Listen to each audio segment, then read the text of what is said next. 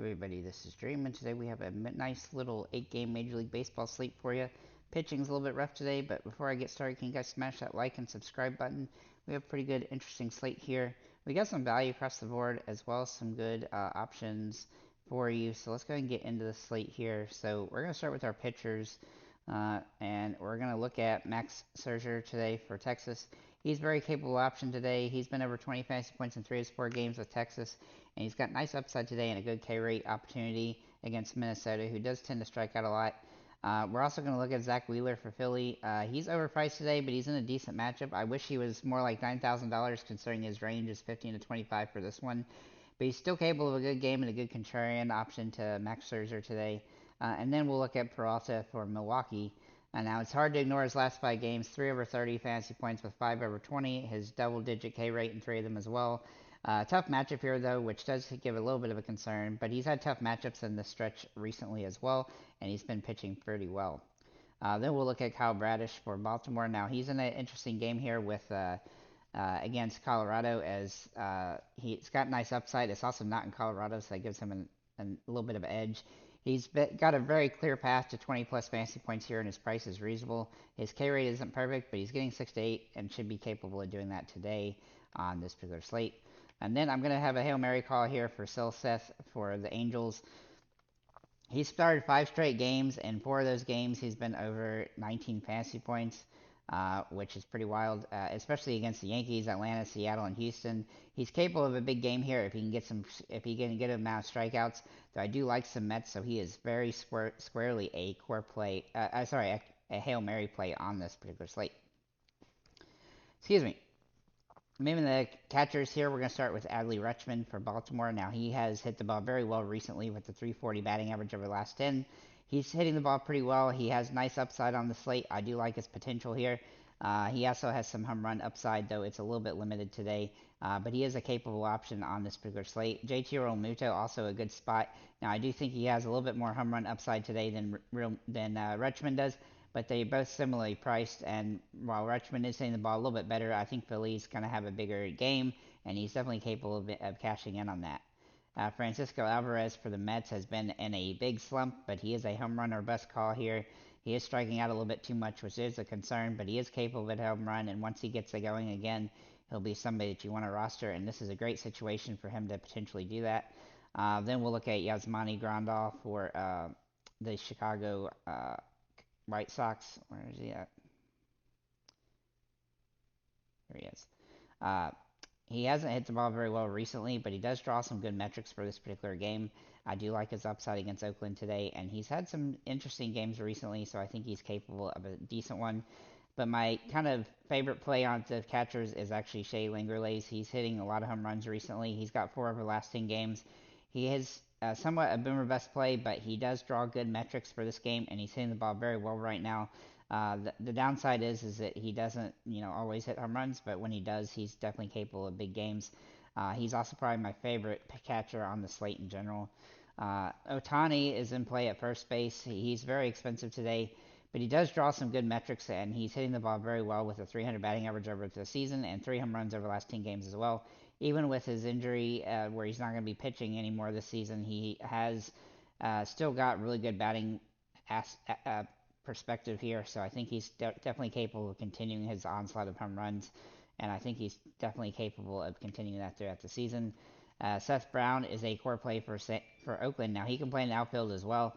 Now, he has been a little bit slumpy throughout the season, but he definitely draws some good home run metrics on this particular slate, and he's just jumping off the charts to me today. Hopefully, he does pay off and hit a home run, as he is capable of it. But he does tend to be a high risk play.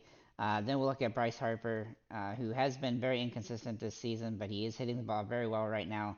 The home runs have come in a bunch all of a sudden, with 5 home runs in the last 10 games, including a 3-game stretch with home runs and then a triple yesterday. So I think he's definitely capable of a big game here, and he's hitting the ball well, seeing it well, and hitting with power.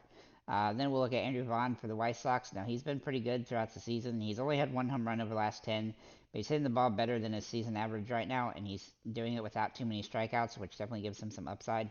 He's also had some multi-hit games in the stretch. And then Ryan Noda is kind of a contrarian option for Oakland, as well, as he has hit the ball very well recently with 3 home runs over the last 10. He's hitting over 300. The Oakland A's are actually hitting the ball pretty well, and they have a really nice plus matchup here and against the Chicago White Sox in Tucson. So he's definitely a capable option on the slate. Then we'll look at Matt McLain at second base for Cincinnati. Now, he has been inconsistent throughout the season, but he's hitting the ball well now.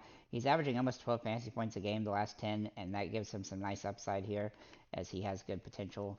Then we'll look at Horner for the Chicago Cubs. He's also been interesting this season. He's been a little bit streaky, but he's hitting the ball pretty well.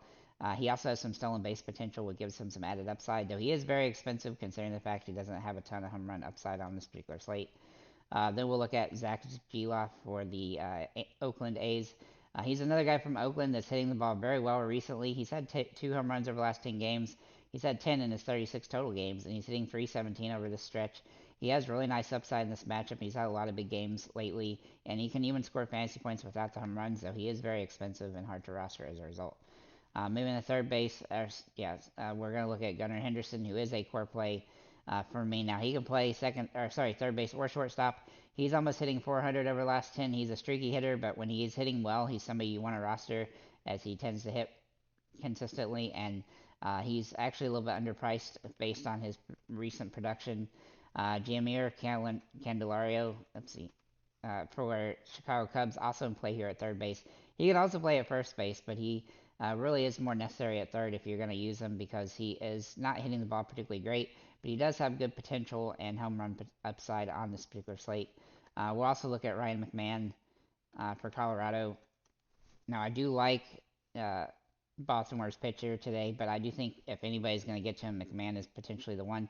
He's been pretty good throughout the season, even at away games. He's averaging 7 fantasy points a game, so he does draw some potential here, though he is a little bit risky as he is not at home, but he still has good potential. He's hitting the ball pretty well on this, especially for this slate.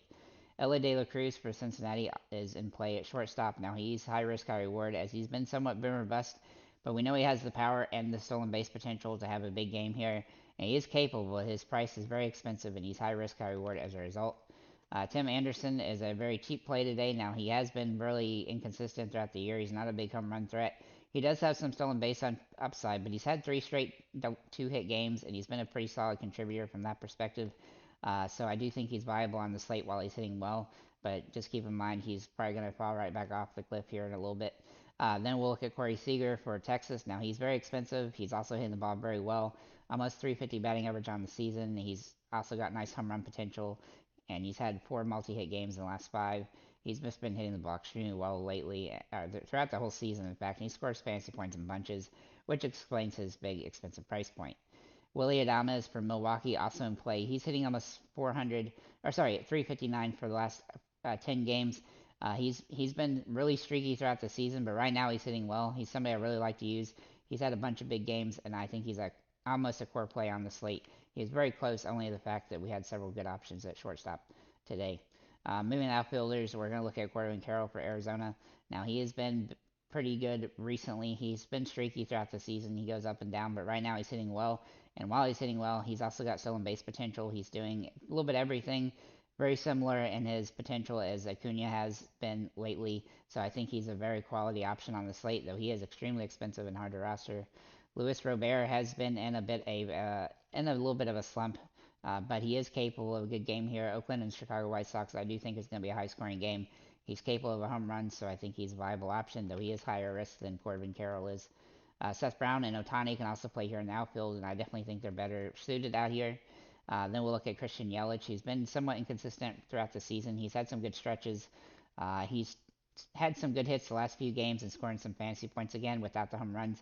And so it looks like maybe he's getting warmed up again. So hopefully he can hit some more home runs in the next few games. And this is a great place for him to start.